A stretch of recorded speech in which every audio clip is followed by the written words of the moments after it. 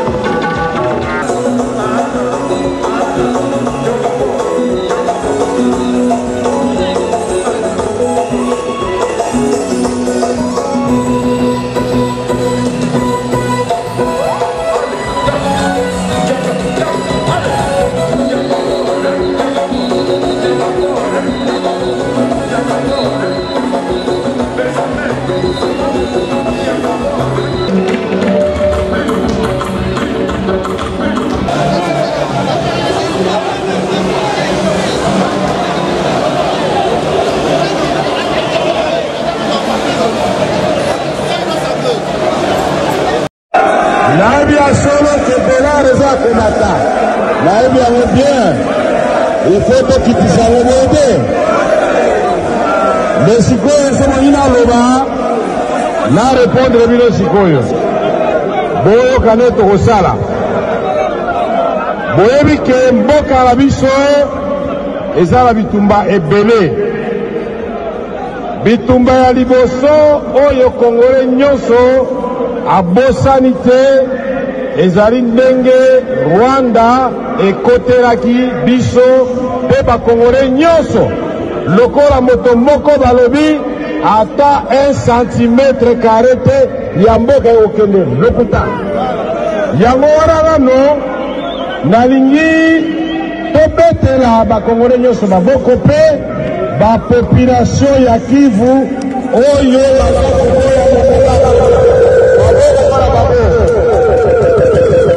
bitumba wana eza komema liwa bitumba mosusu ezali nango ezali bitumba ya libumu ezali bitumba ya dollar ezali bitumba ya biloko ezala tatalo bitumba wana pe tokoti gouvernement ngai na moninga na ngai Jean-Pierre Bemba na Mbusa Nyamwisi moto na moto mokonzi ya mboka apesaki ye mission yo Igwe Jean-Pierre sisa bitumbo na ndukono Mbusa Nyamwisi sima ya premier ministre na biso Samba Lukonde yo Vital Kamerhe bundisa nano dollar na talo ya biloko sikoyo etali ngai oyo etali ngai na kosala ndenge nini balakisa sambo te bomba bomba nasopa napasola epala na sekre ezalaka te boyebi yango te oyebi ke mboka oyo Kongo eya mboka monene koma mboka lokola Kongo tozali na Inga tozali na Lubiance tozali na Tsopo tozali na Twapa tozali na bariviere nyonso boyebi balak Mwero balak Kivu balak Albert balak Edouard nyonso tu me na ndako na biso mai ezali te. Est-ce que c'est normal? tozali na mabele lisango ekwei eboti mbala moko boye te yango président Félix Tshisekedi Tshilombo abi veka salatu yo na moninga na yo ya agriculture José Panda na baninga no lisusu bosala bana mboka bayeba ke pona kobundisa dollar il faut biso gouvernement topesa bafacilité tolona mabele na biso eza kobimisa biloko. Est-ce que nakosi? Est-ce que lelo eso tosali brigade agricole ya bagene mutu na mutu azwi mwa $200 na ye asali mwa eloko na ye ata ndembi ekobimisa bénéfice ya $400? Est-ce que ekokita te? Me bato nyonso balingi basala kaka politiki boye te. Alo tolobi tozoyokana yango toloba nana lobaka lokuta te ikala sisa nasopa INC viva bino nde fale bozala discipline siko bino nde bozoyemba ntango naza koloba na kosenga na bino boyoka boye te parce que oyo naza koloba awa eza lokuta te kosalema. Mboka mobimba eza na bitumba mibale, bitumba ya kimia ezonga, bitumba ya lipa ezonga na kati ya limumbu ete bana betwaruka sai moyo nao ngombuka sai ngamo inkayani mushindu mtatu bana betu badini mtatu ya buni mfumo aditunga mtuma kayenda kubambia ni mumanya mtatu yenu odi uishikisha bampangi na mono ya bakongo banu nubelekewa betu kele motomoshi isi ya beto kela pasi mingi yoi na fumu ya mwara Felix Antoine Tshisekedi kutubira munu kana ngeta kwenda na stade na bampangi nange Joe Biden, Jean-Pierre Bemba Kabuya tozwa kuzela nga bahati na premier ministre na biso loba na bato ke na bosani binote bana Kisasa mbote bana Kisasa tosali union sacrée po toza liboke tobungisa banguna kobungisa banguna oyo bakoteli biso bauti na Rwanda bauti na Uganda il faut bazonga boye te tosali union sacrée mpe lisusu mpona kokamba mboka malamo eza boye te tosali union sacrée lisusu mpona komibatela mpona maponomi toganye na présidentielle toganye na législative nationale provinciale na locale mabe to malamo nakanisi stade oyo mutu nyonso amonaki ndenge etondaki moi mpe eleki makasi tobandi banda 11h ti sikoyo namoni bobandi kolemba tokopesa bino merci mingi ndenge stade sanzaki bato lelo eske nakosi baoyo bamonaki stade ndenge sanzaki maboko likolo tomona maboko likolo kuna maboko likolo merci na bino nyonso biso tu nsima ya faci nsima ya nani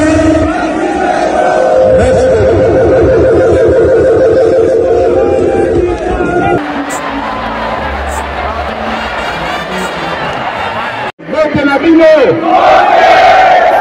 mbote lisusu lelo ezali esengo monene lokola tokutani awa na cadre ya union sacrée de la nation na banza président Mboso premier ministre président Kabuya président ya Sena Bahati bayebisi bino ntina ya union sacrée esalami mpona baparti nyonso ya Congo oyo toza na vision moko ya développement ya Congo tozala esika moko tozala uni mboka na biso eza na kati na kote monene koko mboka na biso kosanga na biso unité na biso ekotinda message mosika kolobako Congo kotika la moko et mutu moko te ako diviser Congo kolani ngai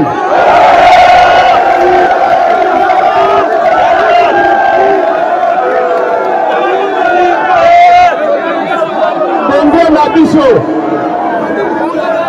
na biso kotika la unité ya Congo, souveraineté ya Congo, intégrité territoriale ya Congo, ezali non négociable. Moko akolongola biso biloko misato wana te. Nalobi soki tosangani te, soki tozali bomoko te, nde monguna oyo akozwa facilité mpona kokotela biso. Lelo naza koyebisa bino tozali na mutu moko oyo nayebi ye makanisi na ye ezali na banda Congo tina butu likolo ya Congo. Makanisi na ye banda Congo tina butu ezali mpe na bolamu ya bapopulation ya Congo. Yango nalobi tokozala nsima na ye bitumba oyo ezali mpona kotikala bomoko. Kombo na ye nani? Kombo na ye nani? Kombo na ye nani? Yango nalingaki nayoka ezali Kati Beton. Azali na makanisi mpona Congo, tokotelema biso nyonso nsima na ye mpona kokende liboso. Nazoloba mpona bakongole nyonso, ezala ya nord, ya sud, ya est, ya ouest, ezala mpe ya opposition.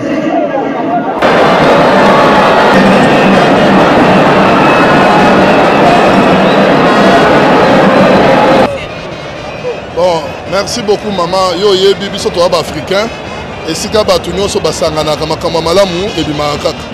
Donc division eza malamu te na mboka yango biso nyonso to sengi ko sungana to sangana na sima mokonza mboka papa Félix Tshilombo pour que to pesa ye majorité et que kimia ezonga na est ninyoko pouvoir d'achat faible et ko bonga pour que mwana Congo ko kakolia tongo midi pourquoi yango to sangani lelo biso banso ba congolais ba président ba parti pour que union wana ezala véritablement sacré. Sacré ça veut dire congolais nyonso à se retrouver. Comme je venais de le dire tantôt en lingala, c'est un grand événement qui met ensemble tous les fils et filles du Congo afin de voir le Congo et non les individus. Aujourd'hui, nous sommes réunis autour d'un personnage important, la haute autorité politique de l'Union sacrée, le président de la République, Félix Antoine Tshisekedi, pour essayer un tout petit peu de fédérer avec tous nos efforts afin que la guerre se termine à l'Est, afin aussi que les conditions de vie des Congolais s'améliorent. Voilà pourquoi nous sommes ensemble. Nous appelons ceux qui hésitent encore à venir véritablement nous rejoindre dans ces bateaux, un bateau de la paix, un bateau du bien-être, un bateau du bonheur et du développement de la RDC. Aujourd'hui, les Congo et le monde entier retiendra que un certain 29 avril 2023, les Congolais, je dis bien les Congolais, tous sont réunis, se sont dit, nous soutenons une vision et nous soutenons les porteurs de la vision, Félix Antoine Tshisekedi Tshilombo, pour l'émergence de ce grand Congo, pour le développement de ce Congo.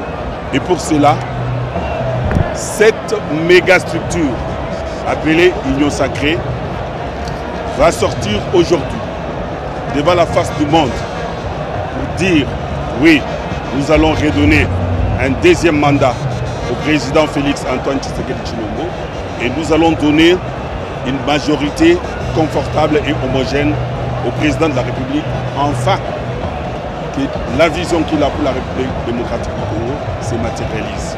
Voilà la raison pour laquelle des partis politiques responsables comme les miens, les partis congolais sociaux-démocrates, partis installés dans toutes les provinces de la République démocratique du Congo et les autres partis et associations, nous disons oui, nous sommes venus répondre à l'appel. Prenez besoin de se cacher. Le rêve jadis est devenu aujourd'hui une réalité. C'est ce que vous êtes en train de voir aujourd'hui. C'est la thé, Mukolo Alelo et Sengeli Molongo Mobimba. Naba Imboka Congo, Bakanga Mukolo Alelo. Et le 29 avril 2023, ba Congolais Banso. Et ça va obaye awate. Bazape d'accord dans likambo ezosalema oyo. Ba Congolais Banso, bandimiete toye pour soutenir le président Félix Antoine Tshisekedi Tshilombo pour être vision oyo azanango ya bobongisi Congo na biso ela tanzoto na yango baye banso oyo baye awa baye komibimisa na poisa toyebana na biso abatu yango tobengi sortie officielle pamba te tokani kopesa président Félix mandat ya mibale pe kopesa ye batu epele na ngambu na ye na ba-assemblée nyonso eza l'Assemblée nationale, eza la Sénat, eza la Assemblée provinciale, na l'Assemblée mosusu oyo esali. Débat oyo boni baye awa. Bakonzi ya ba parti politique, baganga nzambe ndenge ozomona bango wana, parti neti ya biso, parti congolais socio-démocrate, oyo etie misisa nango na ba province nyonso ya République démocratique du Congo.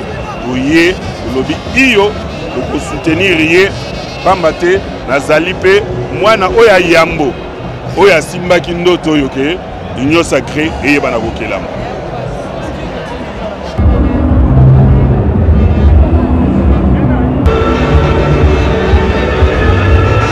Venons ici pour marquer notre présence au sein de l'Union sacrée.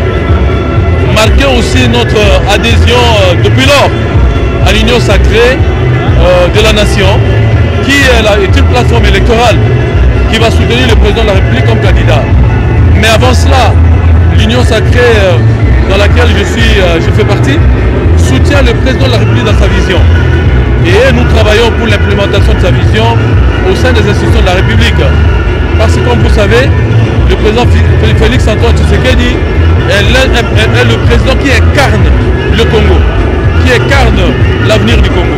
Et donc nous avons intérêt à lui apporter notre soutien total dans l'œuvre de la reconstruction du pays, dans l'œuvre de la modernisation du pays, mais surtout dans le fait qu'il est en train de relever petit à petit mais de manière efficace tous les défis qui sont les nôtres.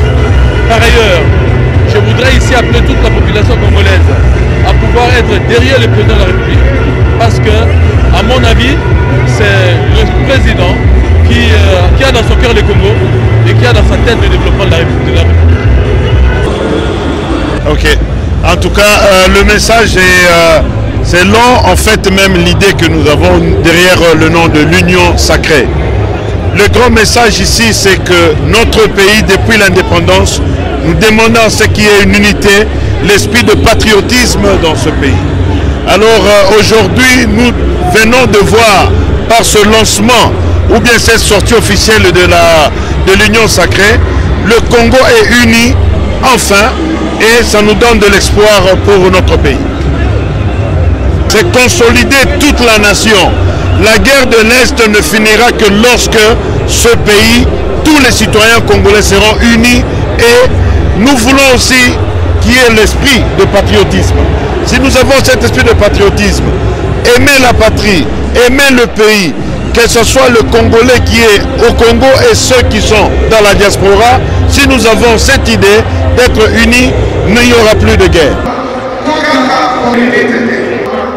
Ndenge auti koloba ndeko journaliste mokolo lelo le 29 avril 2023 ezali mokolo ya sengo mokolo munene pote zande mokolo toponaki pona lancement officiel ya Union sacrée nde lingomba na biso ya munene ya kitoko famille politique na biso ekambami na Fachi Beto président de la République tosangani ya poto la kisamukili mobimba que Union sacrée de la nation ezali famille monene famille oyo ezali sema ya président Tshisekedi oyo tolingi tozo mokano po topesa ye manda ya mibale pamba te asisi kosala mosala ebele aza kobunda bitumba ya este aza kosala baprogramme ebele ya gouvernement mpona kobongisa mboka badéveloppement baprogramme 145 territoire na baprogramme mosusu tolingi topesa ye tango po te soki manda esili toyebi kopesa ye manda mosusu akoba musala po ete soki mandani ya mibale esili bongo tosala bila na ndenge nini Fatou Beto auti kobongisa mboka. Donc eza mokolo monene biso toza parti politique ARD, Action républicaine pour le développement durable, tozali sema ya mokonzi ya mboka Tshisekedi, tozali pe na kati ya Union Sacrée tosenyaki charte na yango pe toza kobunda mpona baction républicaine mboka ezala bien to sala musala to bongisa mboka na biso epamba te soki tosali musala mboka na biso oyo nzambe atiaki bomengo ebele to kosala musala to bongisa yango esalisa bakongole totombola mboka ekende liboso po ete mboka na biso Kongo ezala mboka mosusu bamboka kokobangisa te lokola wana eza koatake biso bitumbana tubangi yango te kosilisa yango tokolonga yango mpe tokolonga mpe n'est-ce pas nane bitumba ya maponami soki tokomi na ntango wana tolekisi président Fatou Beto na manda mibale biso mpe lokola tozala badepute topesi ye majorité oyo esengeli ezala na yango mpona kozwa baptisme ya minene oyo ekosalisa mboka ekende liboso.